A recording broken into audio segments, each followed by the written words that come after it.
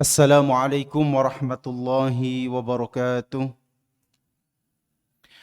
Innal hamdalillah nahmaduhu wa nasta'inuhu wa nastaghfiruh wa na'udzu billahi min shururi anfusina wa min sayyiati a'malina.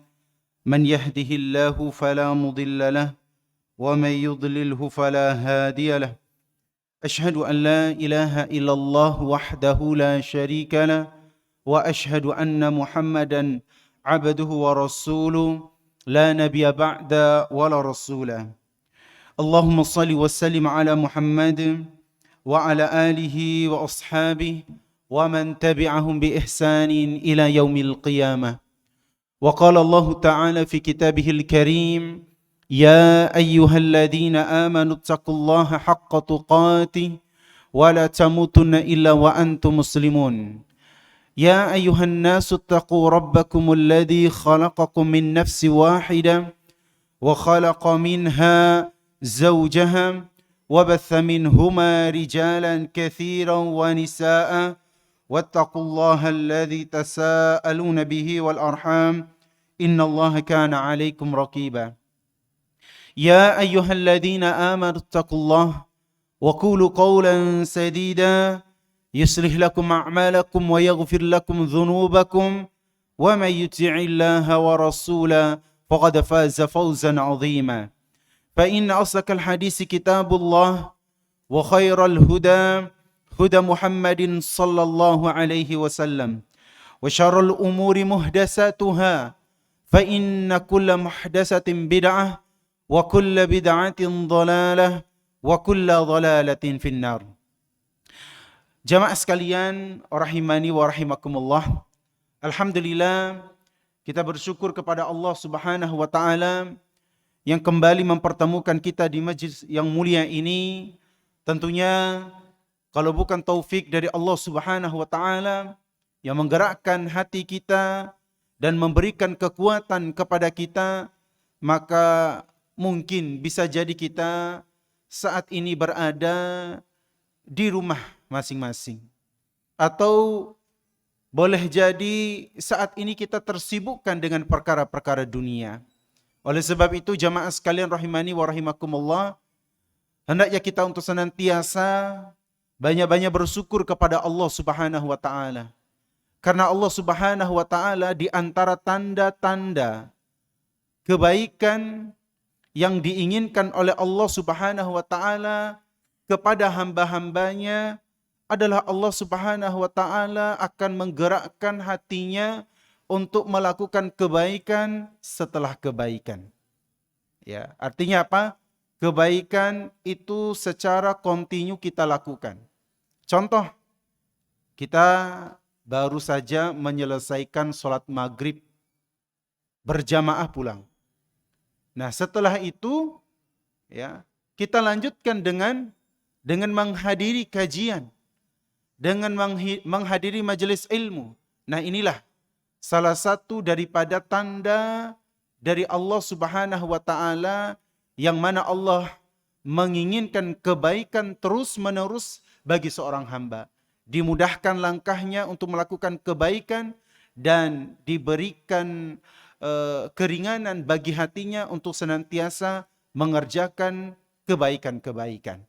Jamaah sekalian rahimani wa rahimakumullah, pembahasan kita pada malam hari ini adalah masih berkaitan dengan kisah perjalanan sahabat yang mulia Amirul Mukminin Umar ibn Khattab radhiyallahu ta'ala anhu.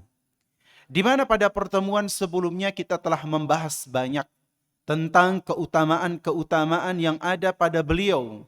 Sehingga dari keutamaan tersebut memberikan banyak pelajaran kepada kita bahwasannya memang mereka adalah orang-orang yang dipilih oleh Allah Subhanahu wa taala untuk mendampingi Nabi sallallahu alaihi wasallam dalam mengemban dakwah, dalam mengajak manusia ilallah, mengajak manusia li tauhidillah, untuk mentauhidkan Allah Subhanahu wa taala. Tentunya jamaah sekalian rahimani wa rahimakumullah, seseorang ketika dia berdakwah, mengajak manusia untuk mengenal Allah, mengenal agamanya, tentu pasti kita mengharapkan bantuan.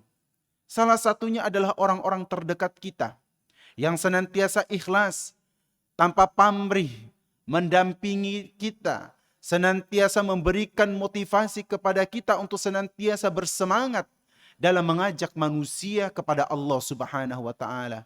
Itu pun yang dialami oleh Nabi SAW. Nabi ketika beliau berdakwah, mengajak manusia, maka beliau selalu didampingi oleh sahabat-sahabatnya yang luar biasa. Sahabat-sahabatnya yang senantiasa menemani Rasulullah dikala Rasulullah sallallahu alaihi wasallam mendapatkan banyak pertentangan dari orang-orang kafir Quraisy. Ya. Kita sebut bagaimana Abu Bakar As-Siddiq, di mana di awal-awal perjuangan Nabi sallallahu alaihi wasallam tidak ada yang membenarkan dakwah beliau. Namun ketika Nabi mengajak Abu Bakar untuk beribadah kepada Rabb yang satu, yaitu Allah, dan membenarkan apa yang dibawa oleh Nabi SAW. Kemudian yang kedua sahabatnya yang mulia Abu Umar ibn Khattab radhiyallahu taala anhu, yang dahulunya begitu sangat membenci Rasulullah sallallahu alaihi wasallam, sampai-sampai beliau mempersiapkan pedang, yang mana pedang tersebut beliau akan gunakan untuk membunuh Rasulullah sallallahu alaihi wasallam. Ternyata niat awal beliau ingin membunuh Rasulullah SAW dengan pedang yang beliau siapkan, dan itulah menjadi cikal bakal awal daripada beliau mendapatkan hidayah dari Allah Subhanahu wa taala untuk beriman terhadap apa yang dibawa oleh Nabi sallallahu alaihi wasallam. Jamaah sekalian rahimani wa rahimakumullah, pada kesempatan kali ini kita akan melanjutkan beberapa kisah-kisah beliau, entah itu diceritakan oleh sahabat-sahabatnya yang lain, maupun beberapa kisah yang beliau kisahkan sendiri. Di antaranya pernah dikisahkan dan pernah disebutkan bahwasannya sahabat yang mulia ini, Umar ibn Khattab radhiyallahu taala anhu, beliau pernah membawa tempat air. Kemudian beliau menandu, ya, menandu di atas pundak, ya, di atas pundak, ya. Padahal posisi beliau saat itu adalah sebagai Amirul Mukminin, sebagai kepala pemerintahan, ya. Kalau kita istilahkan ya presiden. Naam.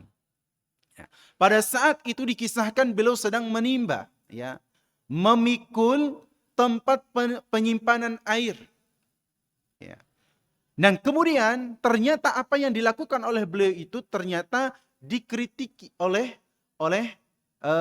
masyarakat pada saat itu. Ya. Maka ketika beliau mendapatkan kritikan, kenapa engkau melakukan ini wahai Amirul Mukminin? Padahal engkau adalah seorang khalifah, ya, engkau adalah seorang pemimpin. Tapi kenapa engkau sampai-sampai membawa tempat air ini, kemudian engkau tandu di atas pundakmu ini? Ya. Maka apa jawaban beliau? Jawaban yang luar biasa bagi seorang khalifah. Ya. Maka beliau pun menjawab, sesungguhnya aku terlalu kagum terhadap diriku sendiri. Oleh karena itu aku ingin menghinakannya. Ya. Memang jamaah sekalian rahimakumullah, tidak bisa dipungkiri ketika seseorang itu diberikan sebuah amanah atau jabatan, ya, kadangkala ada sikap, ada sifat yang sombong, bahkan membanggakan dirinya, ya. Seakan-akan ini adalah miliknya, ya. Seakan-akan seseorang harus taat terhadap apa yang dia perintahkan. Jadi ada sikap sombong, ya. Ada sikap sombong yang boleh jadi menjadikan dia membanggakan dirinya, ya. Sama ketika orang merasa diri pintar, merasa diri bisa semuanya, kadang-kala akan ada timbul rasa membanggakan diri. Nah, inilah yang tidak diinginkan oleh siapa? oleh Umar ibn Khattab radhiyallahu taala anhu. Sampai-sampai beliau melakukan cara bagaimana agar beliau tidak terjatuh ke dalam membanggakan dirinya, memuji dirinya, ya. Sampai-sampai beliau mengangkat tempat penyimpanan air yang kemudian dia angkat di atas pundaknya. Ya. Kemudian jamaah sekalian rahimani wa rahimakumullah, oleh karena itu, ya, beliau mengatakan aku ingin menghinakannya, ya. Dan beliau pun juga pernah melaksanakan salat, ya, salat Isya. Beliau pernah melaksanakan salat Isya bersama kaum muslimin, ya. Dan ini juga di antara hal yang harus diperhatikan oleh seorang pemimpin. Maka mereka harus senantiasa dekat dengan rakyatnya. Maka dengan mereka dekat dengan rakyatnya, pasti mereka akan mengetahui bagaimana keadaan dan kondisi rakyatnya. Ya. Kadangkala jamaah sekalian rahimani wa rahimakumullah, ketika seseorang telah berada di posisi yang nyaman, ketika mereka diberikan amanah untuk memimpin suatu negeri, suatu daerah, kadangkala mereka malah menjauhi masyarakat.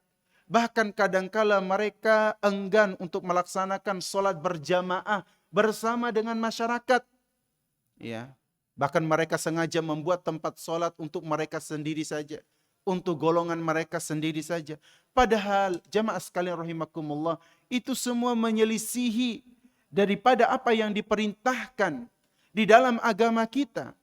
Ya. Seorang pemimpin itu mereka harus senantiasa mendengar apa yang dikeluhkan oleh masyarakatnya, oleh rakyatnya, sehingga mereka merasakan bagaimana apa yang dirasakan oleh rakyatnya. Dan inilah yang dilakukan oleh Umar ibn Khattab radhiyallahu taala anhu. Beliau senantiasa membersamai rakyatnya. Beliau senantiasa melaksanakan salat berjamaah dengan rakyatnya. Dan bahkan jamaah sekalian rahimakumullah, selain itu beliau salat berjamaah dengan rakyatnya, dan setelah itu beliau pun kembali ke rumahnya dan terus mengerjakan salat sunnah hingga fajar tiba. Nah, di sini jamaah sekalian rahimakumullah, ada pelajaran yang luar biasa yang dicontohkan oleh beliau kepada kita. Meskipun beliau memiliki kedudukan yang luar biasa, bahkan beliau dikatakan oleh Nabi SAW di antara 10 sahabat yang dijamin masuk ke dalam surga. Ya. Umar ibn Khattab dakhala fil jannah. Umar ibn Khattab itu masuk ke dalam surga, kata Nabi SAW. Nah, justru jamaah sekalian rahimani wa rahimakumullah, ketika mereka mendapatkan berita gembira tersebut dari Nabi SAW, tidak menjadikan mereka lalai. Tidak menjadikan mereka malah semakin jauh dengan Allah Subhanahu wa taala. Justru dengan berita tersebut menjadikan mereka semakin bersemangat. Ya, menjadikan mereka lebih dekat, lebih taat kepada Allah Subhanahu wa taala, dan tidak hanya mereka mengerjakan hal-hal yang bersifat wajib, namun mereka senantiasa mengamalkan ibadah-ibadah yang bersifat sunnah. Ya, ini menjadi contoh bagi kita jamaah sekalian rahimakumullah. Dalam kita beribadah kepada Allah Subhanahu wa taala, maka hendaknya kita untuk senantiasa melengkapi ibadah-ibadah yang wajib tersebut dengan ibadah-ibadah yang sunnah. Karena kita tidak tahu jamaah sekalian rahimani wa rahimakumullah, boleh jadi ibadah-ibadah kita yang wajib itu terdapat kekurangan-kekurangan. Ibadah solat kita boleh jadi ada kekurangannya. Ya, mungkin saja ada di antara 5 waktu tersebut kita tinggalkan salah satu waktunya. Atau boleh jadi ketika kita melaksanakan solat wajib tidak tumakninah, tidak ada kehusyuan di dalam solatnya. Ini adalah bagian daripada kekurangan-kekurangan tatkala seseorang mengerjakan solat wajib. Begitu juga mungkin puasa wajib. Boleh jadi ada kekurangan-kekurangan yang kita laksanakan ketika melaksanakan ibadah puasa. Maka oleh sebab itulah kita diperintahkan untuk mengiringi ibadah-ibadah yang wajib itu dengan ibadah-ibadah yang sunnah. Makanya jamaah sekalian, ya, sedikit ulun menjelaskan berkaitan dengan ibadah sunnah ini, bahwasanya ibadah sunnah itu tentu jamaah sekalian memiliki keutamaan yang sangat besar, ya. Saking besarnya apa jamaah sekalian rahimani wa rahimakumullah, saking besarnya seseorang tidak layak untuk meninggalkan ibadah-ibadah sunnah ini. Karena kita tidak tahu bagaimana keadaan ibadah-ibadah yang wajib yang kita laksanakan. Kita tidak tahu apakah itu kurang atau bahkan naudzubillah min dzalik, ibadah wajib yang kita laksanakan, salat, puasa, itu boleh jadi tidak diterima oleh Allah Subhanahu wa taala. Lantaran apa? Lantaran kita tidak memperhatikan syarat-syaratnya. Ya, maka jamaah sekalian rahimani wa rahimakumullah, janganlah seorang muslim meninggalkan atau bermudah-mudahan meninggalkan ibadah-ibadah yang bersifat sunnah. Karena jamaah sekalian rahimakumullah, hakikat daripada ibadah-ibadah sunnah itu adalah menyempurnakan kekurangan dalam pelaksanaan ibadah yang wajib itu. Makanya Nabi SAW belum mengatakan, فَإِنْ انْتَقَصَ مِنْ فَرِيضَتِهِ شَيْءٍ قَالَ رَبُّ عَزَّ وَجَلَّ انظُرُوا هَلْ لِعَبْدِي مِنْ تَطَوُّعٍ. Ya.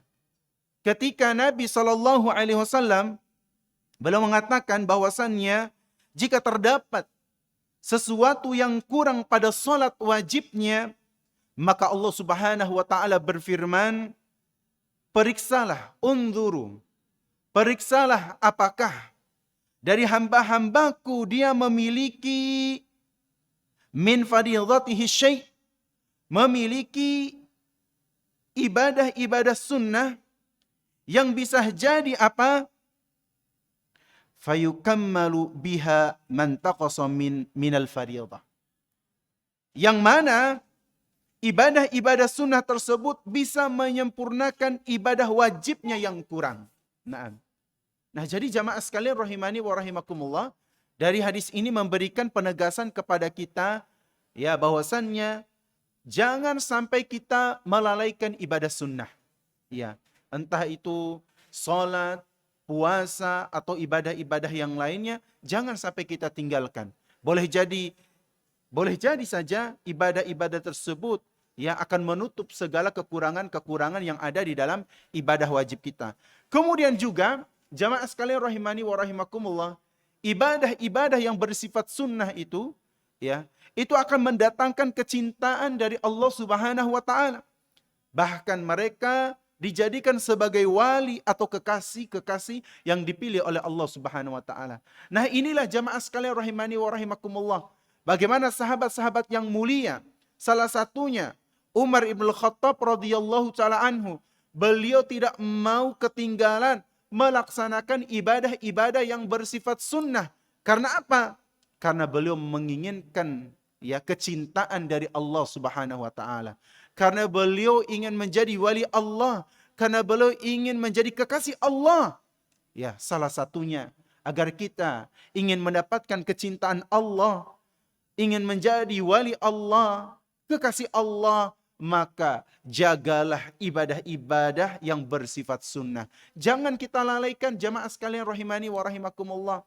Terkhusus jamaah sekalian, ya, tadi disebutkan bahwasannya ketika beliau selesai melaksanakan salat Isya berjamaah bersama dengan kaum muslimin, maka beliau pun kembali ke rumahnya untuk melaksanakan salat sunnah. Nah, di sini ada hal yang menjadi perhatian kita jamaah sekalian rahimakumullah. Apa itu? Hendaknya kita untuk melaksanakan salat sunnah itu di rumah-rumah kita. Ya, maka hiasilah rumah kita itu dengan memperbanyak salat ibadah-ibadah sunnah. Salat sunnah, misalnya qobliyah, ba'diyah, atau salat malam. Nah, tapi kalau salat tahiyatul masjid ya di masjid. Enggak ada salat tahiyatul baiti.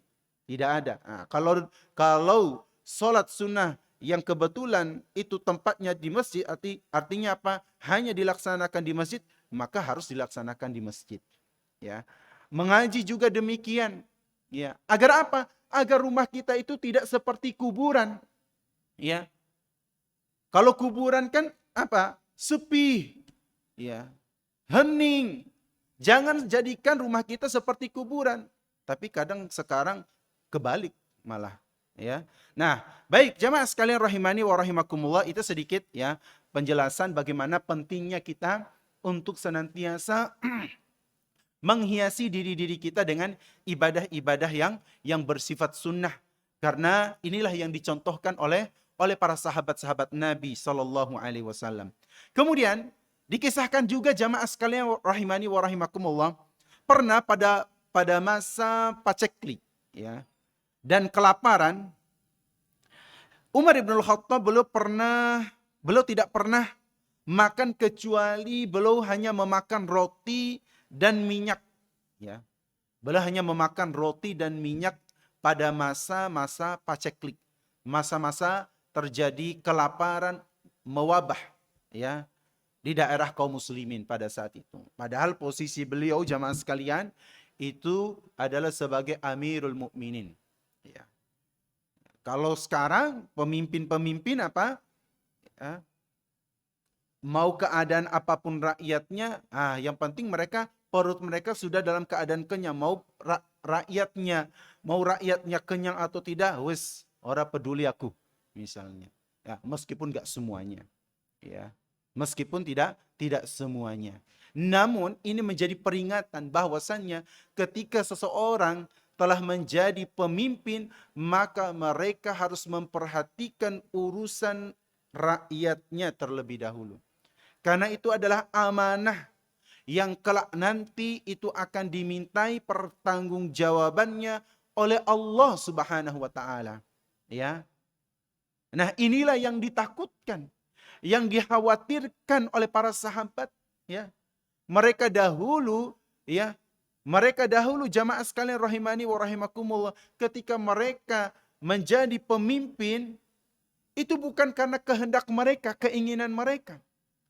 Tetapi mereka dipilih, ya. Mereka ditunjuk oleh orang-orang yang berilmu. Mereka layak dan pantas menjadi pemimpin, bisa mengurusi rakyat, mengurusi kaum muslimin. Mereka tidak meminta jabatan. Adapun sekarang betapa banyak orang yang dengan sengaja mereka meminta jabatan, padahal mereka tidak tahu bagaimana mengerikan di balik jabatan tersebut.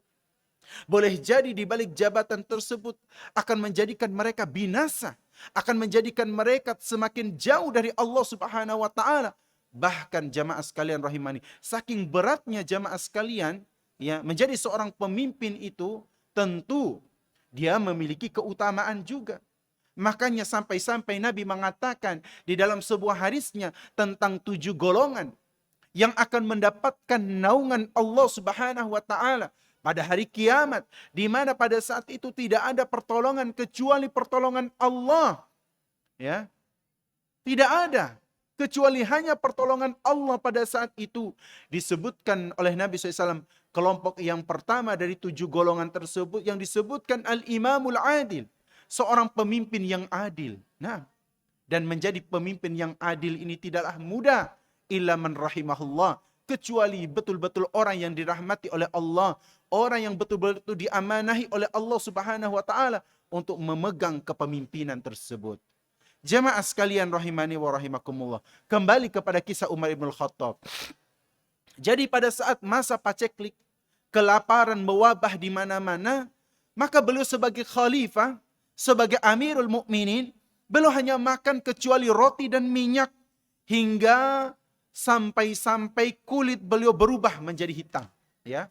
Sampai-sampai kulit beliau berubah menjadi hitam, ya. Dan apa kata beliau?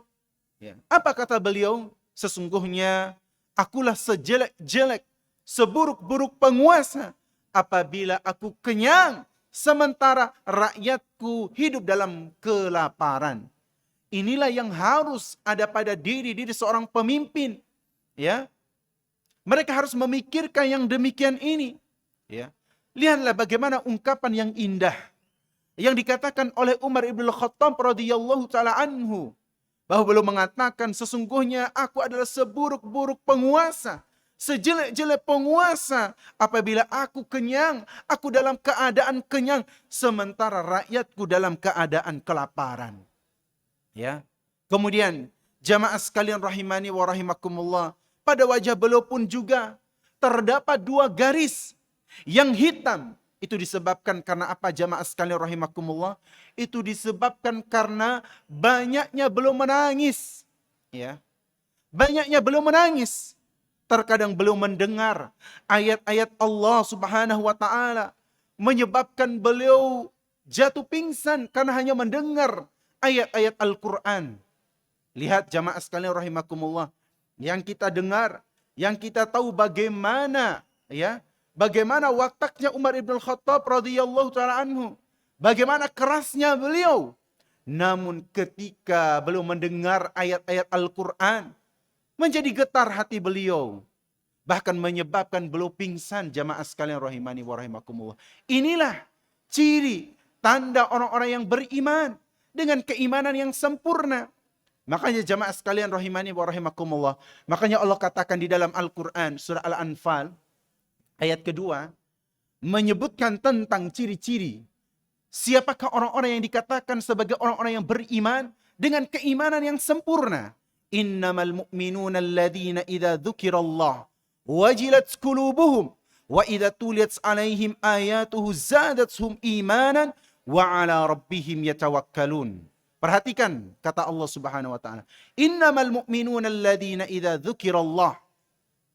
Sesungguhnya di antara ciri tanda orang-orang yang beriman dengan keimanan yang sempurna adalah mereka apabila dibacakan, apabila mereka disebutkan nama-nama Allah, wajilat qulubuhum, maka hati mereka menjadi bergetar. Ya. Maka jamaah sekalian rahimani wa rahimakumullah, tanda, ciri, seseorang dikatakan sebagai orang yang beriman dengan keimanan yang sempurna adalah mereka yang apabila disebutkan nama-nama Allah, maka bergetar hati mereka. Jamaah sekalian rahimakumullah, coba jamaah rasakan ketika mendengar ayat Al-Quran, getaran hati kita itu akan berbeda dengan getaran rasa takut. Pasti berbeda. Ada rasa beda getaran hati tersebut. Nah, kemudian kata Allah Subhanahu wa taala, "Wa idza tuliyat 'alaihim ayatuhu zadatuhum imanan." Dan apabila dibacakan kepada mereka ayat-ayatnya, ayat-ayat Al-Quran, zadathum imanan, maka bertambahlah keimanan mereka. Maka jamaah sekalian rahimakumullah, salah satu yang menyebabkan seseorang bisa bertambah keimanan mereka adalah dengan mereka diperdengarkan ayat Al-Quran. Ini tidak dibaca tapi diperdengarkan jamaah sekalian, dibacakan. Apalagi kalau kita membaca hari-hari. Setiap hari kita membaca Al-Quran dengan tumakninah. Kita membacanya dengan penuh harapan, dengan penuh mentadaburinya. Mungkin akan lebih daripada itu jamaah sekalian rahimakumullah. Ini wa idza tuliyat, dibacakan. Makanya di antara jamaah sekalian rahimakumullah, luar biasanya Al-Quran, kita hanya mendengar saja hati itu bisa menangis. Padahal kita tidak tahu artinya seperti apa. Makanya kita akan mendengarkan, mendapati banyak tentang orang-orang non-muslim, mereka masuk ke dalam Islam hanya sebab lantaran hanya mendengarkan Al-Quran. Apakah mereka bisa baca Al-Quran? Apakah mereka memahami Al-Quran? Enggak. Nah, itulah dahsyatnya Al-Quranul Karim. Oleh sebab itulah, orang yang diperdengarkan, wa idza tuliyat 'alaihim ayatuhum zadatuhum imanan, maka akan bertambah keimanan mereka. Dan apa selanjutnya? Wa 'ala rabbihim yatawakkalun. Dan orang-orang yang beriman itu dengan keimanan yang sempurna, mereka akan senantiasa bertawakal kepada Allah Subhanahu wa taala. Mereka akan senantiasa bertawakal kepada Allah Subhanahu wa taala, menyerahkan segala urusan itu hanya kepada Allah. Karena Allah mengatakan, "Wa may yatawakkal 'alallah fahuwa hasbuh." Barang siapa yang bertawakal kepada Allah Subhanahu wa taala, maka Allah akan mencukupi segala urusannya. Ya. Kemudian jamaah sekalian rahimani wa rahimakumullah. Jadi terkadang Umar ibn Khattab beliau senantiasa mendengar ayat Al-Quran dan beliau pun jatuh pingsan. Karena apa? Karena rasa takutnya beliau. Ya, rasa takutnya beliau sehingga kadang beliau terpingsan. Ya, lihat bagaimana Umar. Ya, yang kita lihat begitu luar biasanya beliau mendengar Al-Quran, beliau bisa pingsan. Ya. Nah kita nih kerasnya seperti apa sih? Seperti kerasnya Umar? Ya, mungkin nggak masuk hitungan. Ya, kita sering dengar Al-Quran, kita sering baca Al-Quran, tapi nggak pingsan-pingsan. Ya, nah, tapi bukan sengaja dipingsankan. Anu mau jadi pingsan deh. Ya, bukan juga demikian. Ya. Kemudian jamaah sekalian rahimani wa rahimakumullah. Pernah dikisahkan juga di antara kisah yang luar biasa yang terjadi pada Umar ibn Khattab radhiyallahu taala anhu. Hal ini pernah dikisahkan oleh Talha bin Ubaidillah. Beliau pernah mengatakan suatu ketika Umar ibn Khattab beliau keluar dari rumahnya di waktu malam yang gelap. Ya. Apa yang beliau lakukan?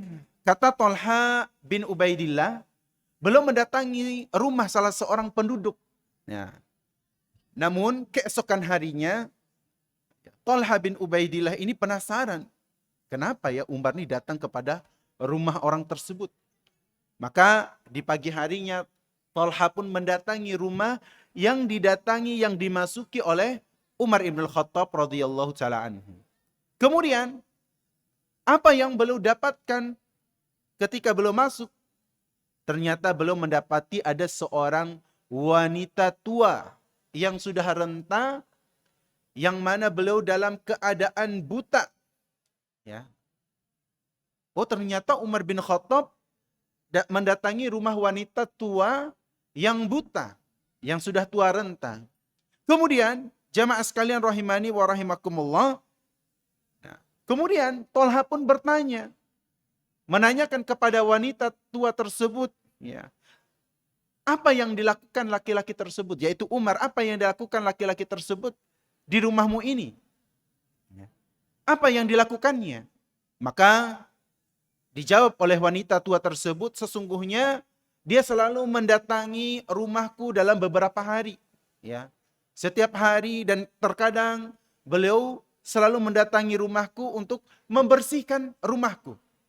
Kemudian menyiapkan segala keperluanku, ya, memberiku makan dan apapun yang aku butuhkan dia selalu menyiapkannya, kata wanita tua tersebut. Lantas jamaah sekalian rahimani wa rahimakumullah, seketika itu pun Talha bin Ubaidillah dia pun ya mengatakan kepada dirinya, ya, Talha bin Ubaidillah mengatakan kepada dirinya setelah mendengar ya jawaban daripada wanita tua tersebut, celakalah dirimu wahai Talha. Celakalah dirimu wahai Talha. Kenapa engkau ya berburuk sangka kepada Umar? Yaitu dengan memata-matai Umar. Ya, sungguh engkau telah melakukan kesalahan. Ya. Nah, ini salah satu hal yang menjadi perhatian kita juga jamaah sekalian. Rahimani wa rahimakumullah. Ada metode juga yang bisa mengingatkan diri kita. Kadangkala kita kalau diingatkan oleh orang lain itu kan kadang ngalih juga. Sulit. Ada orang datang menasihati kita. Ya, kadang kita ada, walhamdulillah kalau ada yang menerimanya. Dan ada juga yang tidak mau menerimanya. Ya mungkin hatinya keras. Seperti kerasnya batu. Mungkin lebih keras daripada batu. Bisa jadi. Ya. Kadang kita lihat hati itu kan, jantung itu kan enggak juga keras. Ya. Secara zatnya mungkin lembut. Ya. Tetapi hakikatnya itu bisa menjadi batu, bahkan lebih batu lagi. Ya. Nah, di sini jamaah sekalian rahimakumullah, salah satu metode bagi kita ya untuk memotivasi diri kita, mengingatkan diri kita, maka tidak mengapa kita berbicara dan memberikan motivasi untuk diri kita sendiri, ya. Bisa menyebutkan nama kita sendiri, ya. Ya, misalnya Abdullah, namanya Abdullah. Tapi dia disebutkan Abdullah. Masa antum begini terus sih? ibadah seperti ini terus, bolong-bolong seperti ini, nggak ada kemajuan, ayolah, sholatlah. Nah, seperti itu. Itu salah satu metode juga. Sebagaimana yang terjadi pada Umar bin Khattab juga. Ya, Umar bin Khattab dahulu pernah dikisahkan oleh salah seorang sahabatnya. Ya, tatkala beliau berada di suatu kebun, pada saat itu beliau sedang buang hajat. Namun didengar oleh sahabat yang lainnya, ya, bahwasanya Umar bin Khattab sedang berbicara kepada dirinya. Wahai Umar bin Khattab, apakah engkau seorang Amirul Mukminin? Jadi Umar bin Khattab memberikan pertanyaan, kemudian Umar bin Khattab pun menjawab juga. Ya. Wahai Amirul Mukminin, apakah engkau seorang khalifah? Maka dijawab Umar bin Khattab, iya, aku adalah seorang khalifah. Nah, maka ingatlah wahai Amirul Mukminin, engkau hati-hati, takutlah kepada Allah. Nah, ini salah satu metode juga bagi kita jamaah sekalian rahimakumullah. Jika hati kita tidak mau menerima nasihat orang lain, maka boleh jadi dengan kita memberikan nasihat untuk diri kita, bisa jadi Allah ya memberikan hidayah. Ya. Misalnya ada rasa malas kita dalam ibadah, lagi duduk santai, begini-begini teruskah antum Abdullah? Hah? Begini-begini teruskah? Enggak ada peningkatan ibadah kan? Ingat loh, ya. Kematian itu akan selalu mendatangi kita dan kita tidak tahu ya kapan kematian itu datang. Maka segera bertaubat wahai Abdullah. Langsung berpikir dia. Nah, ini salah satu metode juga untuk memotivasi kita lebih taat kepada Allah Subhanahu wa taala sebagaimana yang dilakukan oleh para sahabat-sahabat Nabi, ya. Kemudian jamaah sekalian rahimani wa rahimakumullah. Dikisahkan juga oleh Aslam Maula Umar, ya. Aslam Maula Umar ini beliau pernah menceritakan bahwasannya pernah datang ke kota Madinah satu rombongan saudagar. Satu rombongan saudagar yang mana mereka segera turun ke lapangan, di mana lapangan itu adalah tempat yang seringkali dilaksanakan sholat Id. Nah, maka pada saat itu Umar berkata kepada Abdurrahman bin Auf, ya. Jadi Umar berkata kepada Abdurrahman bin Auf, bagaimana wahai Abdurrahman bin Auf jika kita pada malam ini menjaga mereka, para saudagar-saudagar ini yang mendatangi kota kita di kota Madinah ini, bagaimana kalau kita menjaga mereka? Maka Abdurrahman bin Auf pun berkata, ya, aku setuju. Maka pada saat itu keduanya pun dan juga ada beberapa sahabat yang lain pun menjaga para saudagar tersebut sepanjang malam sambil dalam keadaan sholat.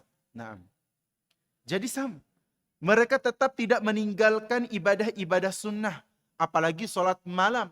Ya, salah satu ibadah sunnah yang sangat ditekankan untuk seseorang melaksanakannya dan jangan sampai mereka tinggalkan adalah apa jamaah sekalian rahimakumullah? Salat malam. Ya. Bahkan dikatakan oleh Nabi SAW, ya, ibadah, ya, salat malam ini adalah ibadah yang paling baik. Makanya dikatakan wan nasu niyam, ya. Wasallu wan nasu niyam tadkhulunal jannata bisalam. Ya. Mereka salat di malam hari dalam keadaan manusia sedang tidur. Ketika mereka salat di malam hari, ya, artinya salat malam, salat tahajud.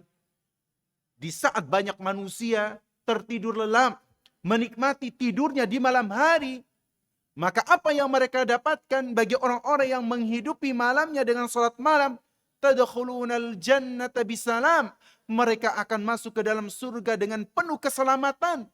Ya.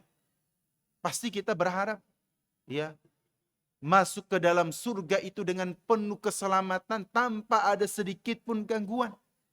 Ya, ini yang didapatkan bagi orang-orang yang senantiasa melaksanakan salat malam.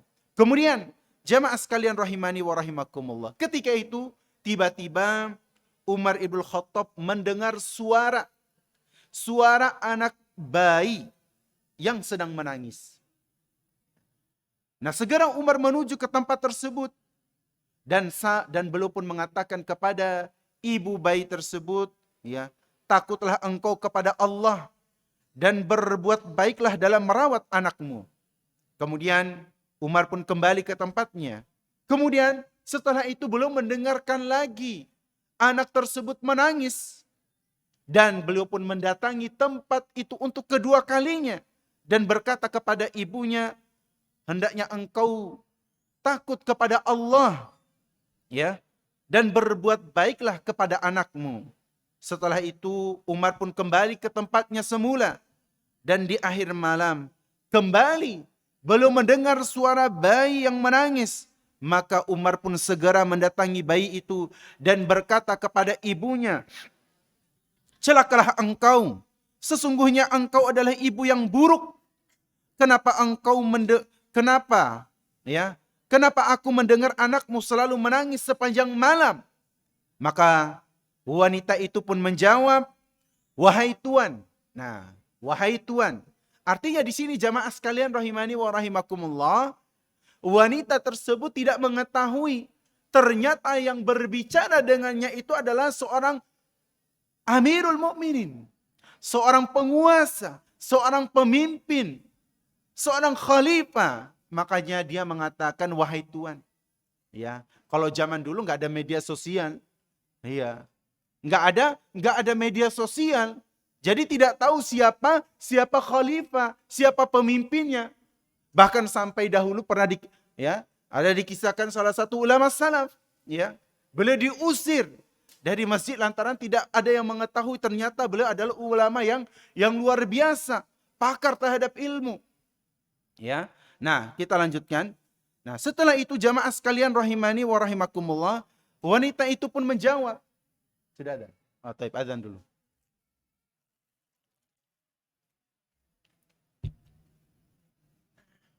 Enggak terasa adzannya, padahal baru satu lembar ulun jelaskan.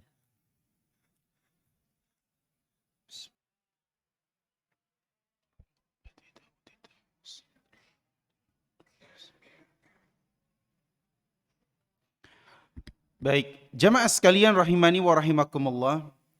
Jadi ketika Umar ibn Khattab radhiyallahu taala anhu mendatangi wanita tersebut, ya, untuk kesekian kalinya lantaran mendengar bayinya yang terus menangis sepanjang malam, maka ketika ditanya oleh Umar ibn Khattab, apa yang membuat anakmu menangis sepanjang malam?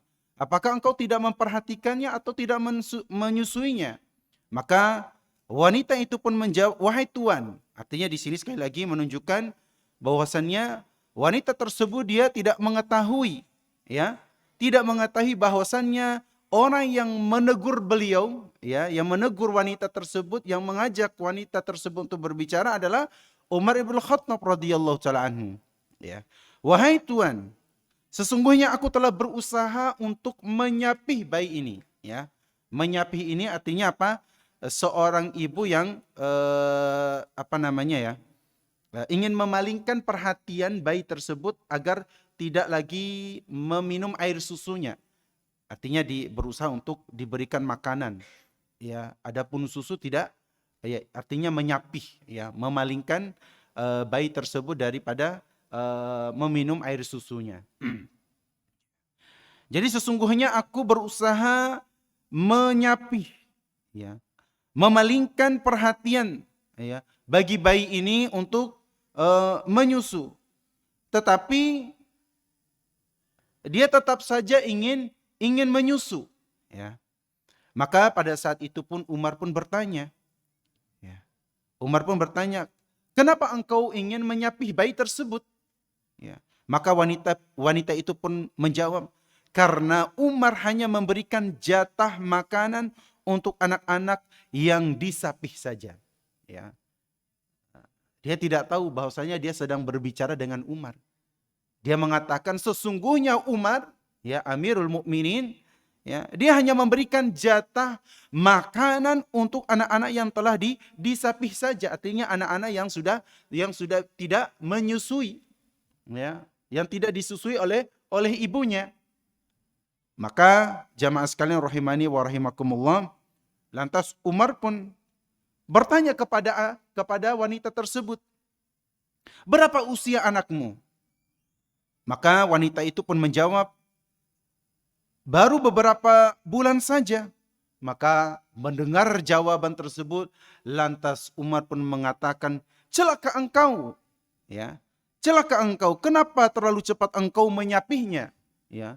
Karena kan memang bayi itu kan telah diberikan batasan ketika mereka disusui itu 2 tahun.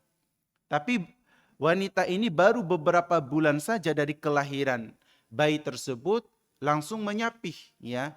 Artinya tidak diberikan air susunya, namun diberikan dengan makanan-makanan yang mungkin yang padat bisa jadi.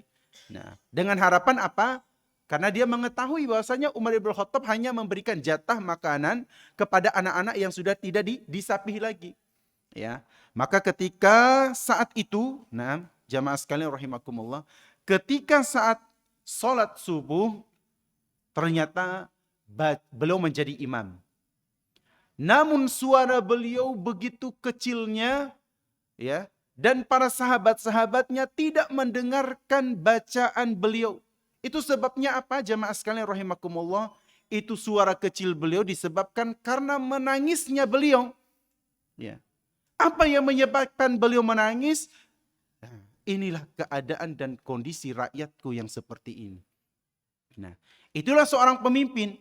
Bagaimana mereka merasakan penderitaan yang dialami oleh rakyatnya.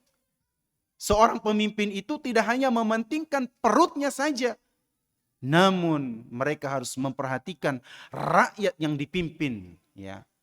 Rakyat yang harus diayomi oleh mereka, ya. Karena sekali lagi mereka suatu saat nanti akan dimintai, akan dituntut oleh rakyatnya untuk memintai pertanggungjawaban selama dia memimpin, ya. Makanya jamaah sekalian rahimani wa rahimakumullah, beliau pun berkata, ya, celakalah engkau wahai Umar. Nah, kembali lagi, beliau mengatakan, nah inilah di antara hal yang sering dilakukan oleh Umar ibn Khattab. Beliau selalu mencela dirinya. Artinya apa? Dalam arti memberikan motivasi kepadanya dan mengingatkan kepadanya agar tidak lalai, agar tidak melakukan semena-mena meskipun beliau sebagai khalifah. Maka di antaranya beliau mengatakan, celakalah engkau wahai Umar. Ya. Beliau mengingatkan dirinya sendiri. Celakalah engkau wahai Umar. Berapa banyak anak-anak dari kaum muslimin yang telah engkau bunuh. Nah, berapa banyak anak-anak kaum muslimin yang telah engkau bunuh. Ini bukan berarti membunuh sebagaimana yang kita tahu bunuh. Oh, enggak. Ya. Kemudian setelah itu pun beliau pun menyuruh salah seorang daripada pegawainya untuk mengumumkan kepada seluruh penduduk agar mereka janganlah kalian terlalu menyapih anak-anak kalian. Artinya ketika anak itu baru selesai, ya, dari kelahirannya dalam beberapa bulan, jangan langsung disapih, ya. Artinya jangan tidak dibiarkan, ditelantarkan, tidak diberi ASI, tidak, ya. Maka sebab kata beliau memerintahkan kepada pegawainya, sebab kami akan memberikan jatah bagi setiap anak yang lahir di dalam Islam. Maka Umar segera menyebarkan berita ini ke seluruh penjuru negeri, ya. Akhirnya jatah itu tidak hanya diberikan kepada anak-anak yang sudah tidak disapih lagi, ya. Namun diberikan kepada anak-anak juga yang masih dalam keadaan disusui oleh ibu mereka. Kemudian selanjutnya jamaah sekalian rahimani wa rahimakumullah, pernah diceritakan juga oleh Aslam, beliau pernah mengatakan, pernah suatu malam aku keluar bersama dengan Umar, keluar kota Madinah. Maka kami melihat ada sebuah tenda yang terbuat dari kulit.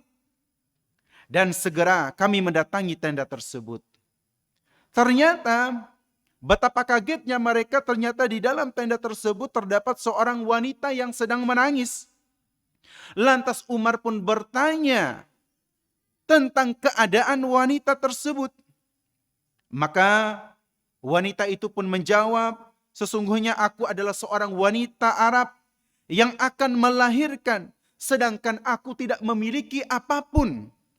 Maka segera Umar ibn Khattab pun belum menangis mendengar apa yang dikisahkan oleh wanita tersebut, bahwasanya dia akan melahirkan, namun wanita tersebut tidak memiliki apa-apa. Maka Umar pun menangis. Seketika itu pun beliau segera berlari menuju ke rumahnya dan menemui istrinya, yaitu Ummu Kulsum binti Ali bin Abi Thalib. Beliau mengatakan kepada istrinya, apakah engkau ingin mendapatkan pahala yang akan Allah datangkan kepadamu? Ya. Jadi Umar mengatakan kepada istrinya, apakah engkau menginginkan pahala yang didatangkan oleh Allah Subhanahu wa taala kepadamu? Maka istrinya pun tentu menjawabnya, ya, tentu aku menginginkan pahala di sisi Allah. Maka segera Umar memberitahukan kepadanya mengenai wanita yang akan melahirkan tersebut. Ya, maka artinya Umar ibn Khattab meminta kepada istrinya Ummu Kulsum agar segera membantu wanita yang akan segera melahirkan tersebut. Nah, kemudian pada saat itu Umar segera membawa satu karung yang berisi gandum. Ya, tidak hanya gandum, itu disertai dengan daging. Ya, kemudian beliau menandunya di atas bahunya.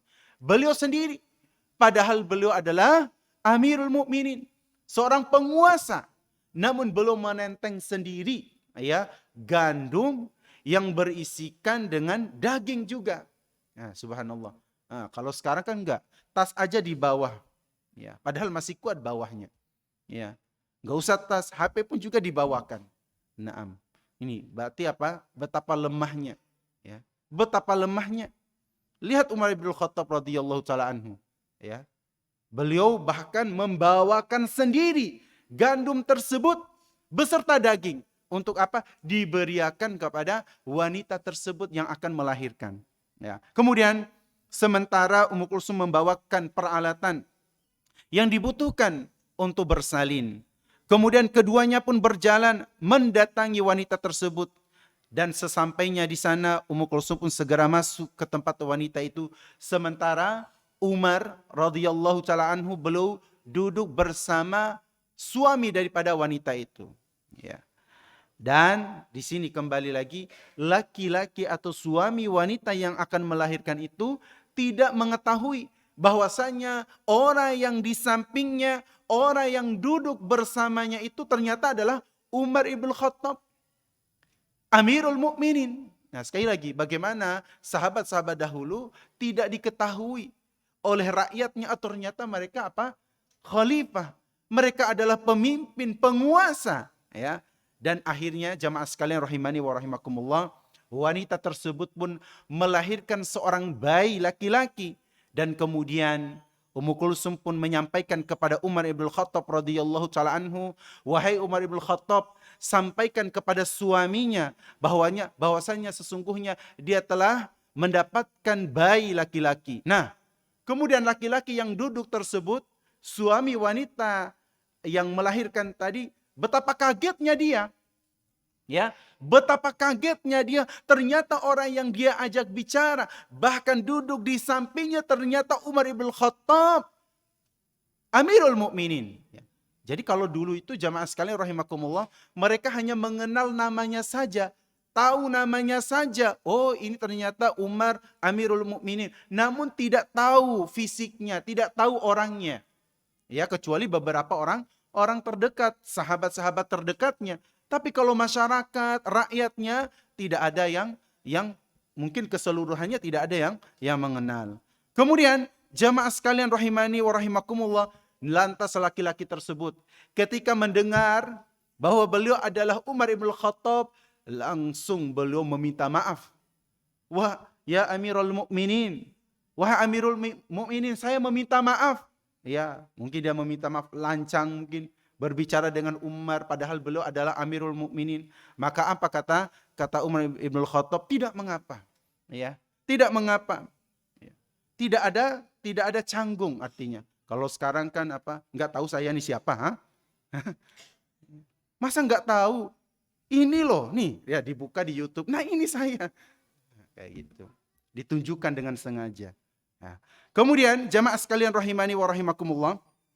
Aslam juga berkata, suatu malam aku pernah keluar bersama Umar ibn Khattab di daerah Waqim. Ya, Waqim ini salah satu daerah yang tidak jauh juga dari kota Madinah.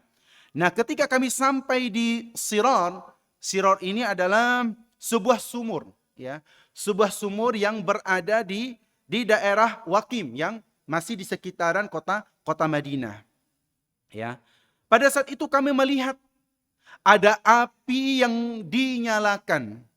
Lantas Umar pun berkata, wahai Aslam, di sana sepertinya ada seorang musafir yang kemalaman. Mari kita mendekat. Ya. Mari kita mendekat menuju musafir tersebut. Maka seketika itu pun Aslam dan juga Umar ibn Khattab mendatangi orang musafir tersebut.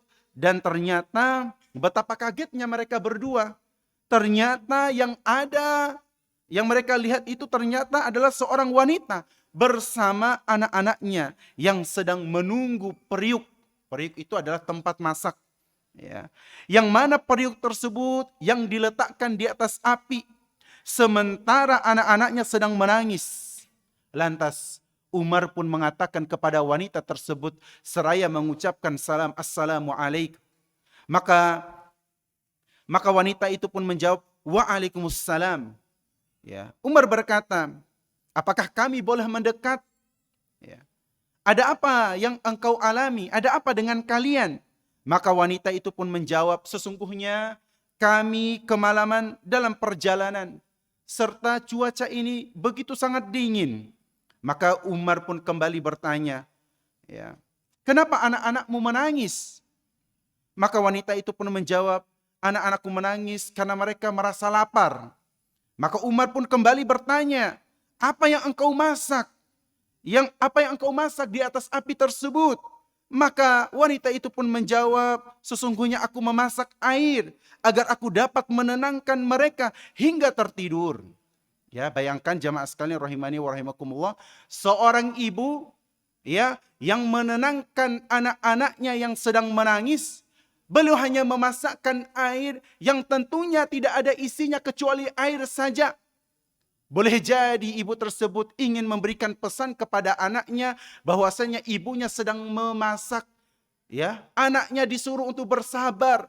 Namun namanya anak kalau perut sudah kosong hanya bisa menangis, meronta-ronta.